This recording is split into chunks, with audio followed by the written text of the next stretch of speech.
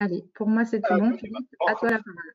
Bonjour à toutes, bonjour à tous. Je suis ravi de participer à cette commission. Donc, on doit faire un point sur le marché. J'ai travaillé sur un tableau. Alors, j'ai pas fait de slide. Il y a beaucoup d'informations actuellement et on a besoin d'avoir une vision un peu globale. Donc, on va travailler surtout avec partage de fichiers et on est plutôt sur du tableur. Ce que je vais faire, c'est un peu commenter ce tableau. J'espère qu'il est visible pour tout le monde et que vous arrivez à le zoomer éventuellement. Où on reprend donc une analyse sur les premiers mois de l'année. Premier mois, on est en octobre quand même. Et on verra aussi qu'on fera des analyses sur 2 ans, etc. Parce que l'année 2020 est très singulière. On ne peut pas s'en servir comme modèle. Premier point qu'on va regarder, donc, c'est sur la partie des magasins spécialisés. C'est sur l'évolution du parc des magasins bio. Si on regarde depuis le 1er janvier, on a quand même cette année 182 ouvertures. Ça fait 57 magasins de plus sur la même période par rapport à 2020. Il faut se rappeler qu'au mois d'avril 2020, nous n'avions pas eu d'ouverture du fait du confinement. On a 41% en nombre de magasins en plus. Et tout ça, les magasins, ça représente 60 000 mètres carrés de surface de vente supplémentaire, ce qui représente 38% de plus par rapport à ce qu'on avait eu sur la même période en 2020. Donc, on a une évolution du parc des magasins qui est conséquente cette année, qui était dans les plannings des principaux réseaux. Donc, ça avance comme ça. Si on regarde donc l'activité par contre commerciale, donc en période mensuelle par mois, effectivement, on s'aperçoit que si on compare par rapport à 2020, année singulière quand même, bon, on a un début d'année janvier qui était supérieur à janvier 2020, ce qui est normal, c'était avant le confinement. On voit directement que dès février, on a quand même une baisse de l'activité. Mars, normal, parce que l'année dernière, le mois de mars était atypique, j'allais dire. Et puis, bon, on avait quand même une période toujours négative. Le mois de mai nous fait. Finalement, c'est sur le mois de mai où on a un décrochage entre les magasins bio et la GMS, mais on va revenir là-dessus. Et petit point, octobre. Donc, moi, j'arrive à un chiffre de moins 14,5. Bon, c'est un chiffre. Il ne faut pas oublier quand même qu'on a deux effets. Donc, un qui est calendaire, il y a une journée de moins de facturation, premier point. Et deuxième point, on a 4 journées, exactement plutôt 3 journées et demie, si on voulait, qui l'année dernière avait été très forte et c'était juste avant le deuxième confinement. Donc, c'est presque des journées qu'on situe à 100% du chiffre quotidien. On se resitue dans le niveau du samedi. Donc, il y a ces deux phénomènes qu'il faut prendre en compte, aussi bien pour les magasins bio que pour la GMS d'ailleurs. Le mois d'octobre, quand même, a donc un effet conjoncturel du fait du calendrier, mais aussi du fait des fortes ventes sur 3-4 journées par rapport à l'année dernière. Si on regarde par rapport à N-2, puisque finalement, c'est l'année 2019 qui est un peu notre référence, bon, on voit bien que janvier a été très puissant, mais que cette croissance se diminue jusqu'à en arriver au mois d'octobre, effectivement, qui est négatif par rapport à N-2 sur ce mois-ci. On avait eu aussi le mois d'août qui était à peu près équivalent à 0,5. Voilà. Ouais. On regarde de manière mensuelle. Ce que je vous propose, c'est de regarder d'abord les magasins bio, puis ensuite la grande distribution. Si on regarde à cumul à date, donc pour rappeler, donc ça on regarde les chiffres du 1er janvier à la fin de la période actuelle, donc on analyse, c'est-à-dire à la fin octobre 2021. Effectivement, on a donc sur cette période-là, donc le mois de janvier pareil, et quand on cumule au fil du temps, on voit qu'on décroche de manière plus importante par rapport à 2020.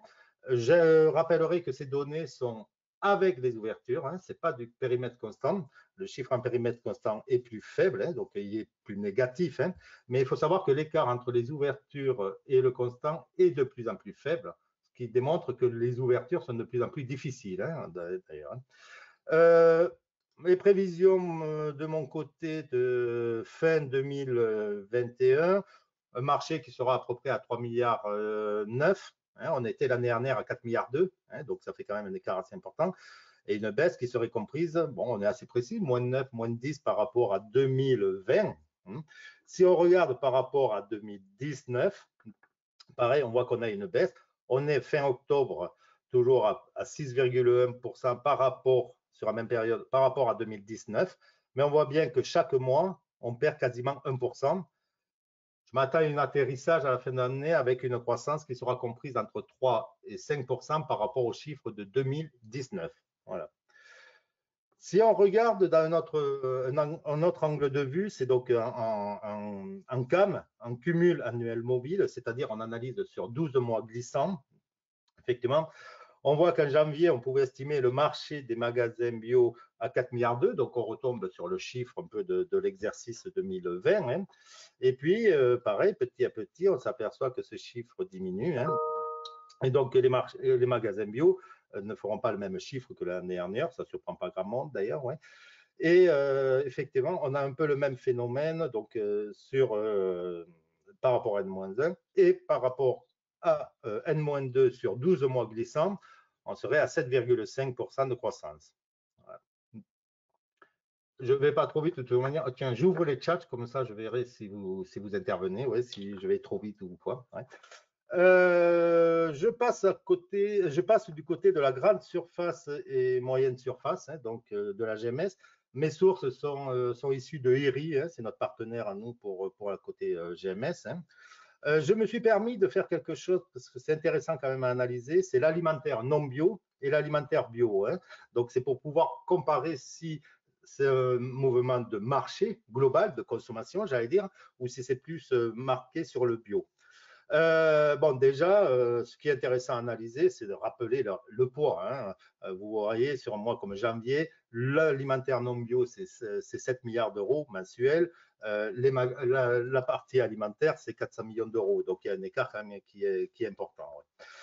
Si on regarde effectivement l'évolution, ben pareil, on s'aperçoit que le début d'année, on avait une croissance par rapport, les 2 premiers mois, par rapport à 2020, logique, avant le confinement. Hein. Et puis, effectivement, que ça décroche ensuite sur le mois. Et on voit que aussi sur le conventionnel, mais là, je rappelle aussi qu'il y a un calendrier qu'il faut prendre en compte et une situation conjoncturelle aussi à prendre en compte qui est en négatif. Oui. On est donc sur la période finalement cumulée, sur le non-bio en négatif, léger négatif par rapport à N-1, mais on est en positif par rapport à N-2 de l'ordre de 6%. C'est un gros chiffre, hein, 6% en GMS sur du non-bio. Hein, ouais. Si on regarde plus en détail l'alimentaire bio, donc déjà on peut comparer un peu les poids, je me permets de remonter. Hein, donc effectivement, la GMS par exemple sur un mois de janvier fait 460 millions d'euros, les magasins font 350 millions d'euros, ça vous donne un peu l'écart d'échelle entre les deux. Sachant quand même un point important, on compare de l'alimentaire comparé à l'ensemble de l'assortiment de magasins. Hein. Donc, il y a un écart quand même sur le non alimentaire. On a encore des données qu'il faut savoir recroiser. Si on regarde sur l'alimentaire bio, donc effectivement, on a le même phénomène et on a aussi donc un négatif sur la fin de la période d'octobre, hein, un moins 10, ce qui représente quand même une grosse somme aussi. Ouais. Et on a des phénomènes effectivement qu'on peut analyser après coup avec quand même une période qui est négative depuis le mois d'avril, tandis qu'un magasin, on était en négatif à partir du mois de février. Donc, il y a eu un petit décalage, excusez-moi, à partir du mois de mars, c'est ça, il y a un mois de décalage. Tant qu'on est sur ce point-là, effectivement, je rappelais, le mois de mai, c'est celui qui a le plus d'écart entre magasin bio et GMS, donc il y a eu moins de pertes sur la GMS, effectivement. Et le mois de juillet, alors ça c'est très intéressant, c'est qu'on constate que sur la période estivale, donc juillet-août en GMS, est plus impactée finalement que les magasins bio. Donc ça veut dire que on a une clientèle légèrement différente entre la GMS et les magasins bio. Les gens partent plus en vacances sur juillet et août en GMS, des consommateurs bio, ouais, finalement. Ouais. Tandis qu'en magasin bio, on sent quand même que c'est pas, le phénomène est moins marqué.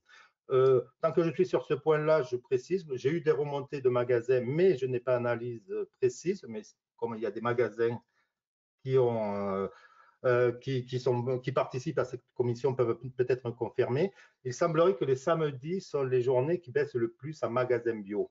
On a l'impression qu'on a une population qui est plus mouvante, qui part plus en week-end finalement, et ça impacte le chiffre des magasins. Tandis qu'à GMS, on s'aperçoit qu'on aurait peut-être plutôt un profil qui est plus axé sur les vacances estivales, donc peut-être un peu plus famille finalement. Hein, ouais, par rapport à 2019, la GMS, donc en alimentaire, je n'avais pas les premiers mois, mais on s'aperçoit qu'on a des grosses variations effectivement qui sont un peu comparables au magasin. Il n'y a pas quelque chose de particulier à sortir là-dessus, sauf qu'ils sont toujours en positif quand même à fin octobre. Ouais. J'ai rajouté une ligne qu'on n'avait pas vue au début avec Amélie quand on a préparé ça. J'ai fait quand même l'analyse du poids de la bio par rapport à l'ensemble de l'assortiment. Donc, effectivement, en début d'année, on était quasiment à 6% de bio dans la part de marché finalement sur l'alimentaire global. Et on voit qu'en fin octobre, on est à 5,1. Donc, ça veut dire quand même, et c'est important, hein, une perte de part de marché du bio en GMS de 0,9. Donc, ça veut dire que le conventionnel a beaucoup plus résisté, et on le voit bien au-dessus, que le bio. Voilà. Si on regarde donc accumula date, donc à partir du 1er janvier jusqu'à la fin de la période, donc fin octobre, hein, si on regarde les chiffres, on a le même phénomène qu'un magasin bio. On a un mois de janvier qui est plus important, effectivement. Mais ensuite, comme un magasin bio, on voit que les chiffres deviennent de plus en plus négatifs, hein, où se situent, ils sont plus stables d'ailleurs, hein, que les magasins bio, c'est plus linéaire, mais on finit quand même en négatif depuis quelques temps. Et si on regarde par rapport, ça c'est important, par rapport à 2019, on a une croissance à 10,2 pour la GMS, ouais, tandis que sur les magasins bio, je rappellerai, on était à 6. Donc, ça veut dire qu'ils ont une croissance légèrement supérieure en GMS par rapport à 2019 qu'en magasin bio. Et si on le regarde, donc effectivement, sur 12 mois glissants, la GMS, 5,7 milliards, c'était à peu près le chiffre. On s'aperçoit qu'en fin de période, on est à 5,7 milliards. Est-ce que tu peux remonter le tableau? Parce que quand on zoome, du coup, on n'est pas sur ta zone. Voilà, super. D'accord, ok. Alors cette partie-là, je ne l'ai pas encore finie, hein, d'ailleurs, ouais. Mais on va en reparler. Donc effectivement, si on regarde l'évolution en Cannes, donc on s'aperçoit effectivement qu'on est en fort positif en janvier et comme un peu un magasin bio, on finit quand même en négatif sur la fin de période, donc sur 12 mois glissants. Ce négatif va mécaniquement augmenter, hein, puisqu'on est sur 12 mois glissants et les derniers mois n'étaient pas très bons. Par contre, par rapport à N-2, donc 12 mois glissants, donc ça veut dire qu'on remonte jusqu'à 2018, là, hein, donc des données de 2018, on est toujours à positif par rapport à 12%, donc pour tout vous expliquer. J'ai rajouté aussi, hier, je me suis amusé à calculer un peu le cumul un peu de ce marché, hein, quasiment de 10 milliards d'euros en début d'année, et on arrive plutôt à 9,5 milliards à fin octobre. Hein. Donc, on voit bien quand même qu'il y a une perte de marché, hein, il ne faut pas le cacher.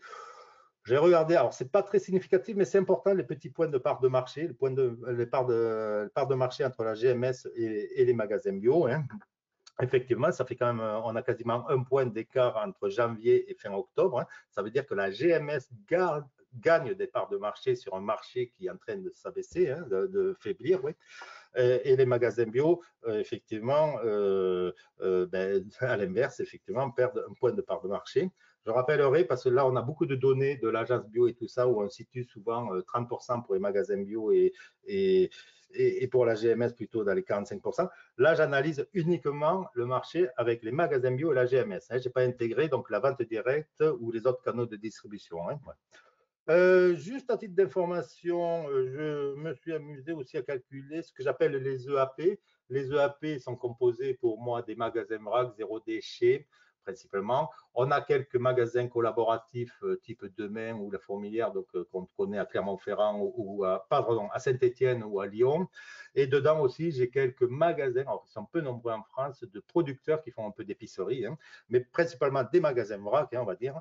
Les magasins vrac par rapport à leur distribution de produits bio, hein, finalement, que j'estimerais aujourd'hui à 2,6% du marché. C'est un petit marché, quelque part, ça représente 250 millions d'euros, mais l'effet de la croissance est important là-dessus. Ouais. J'ai un peu survolé. Comment on fait, Amélie? On regarde ça ou on va plus loin quand on fait une analyse par famille, ce qui se passe à Magasin Bio? Est-ce qu'il y a des personnes qui veulent réagir? Non, a priori. Bah, Ok. soit on prend effectivement une première vague un peu de questions maintenant, soit sinon tu peux peut-être continuer avec l'analyse par famille et puis Parce que là, on c'est change voilà, après. c'est une analyse de marché, effectivement. La deuxième partie que je vais accrocher,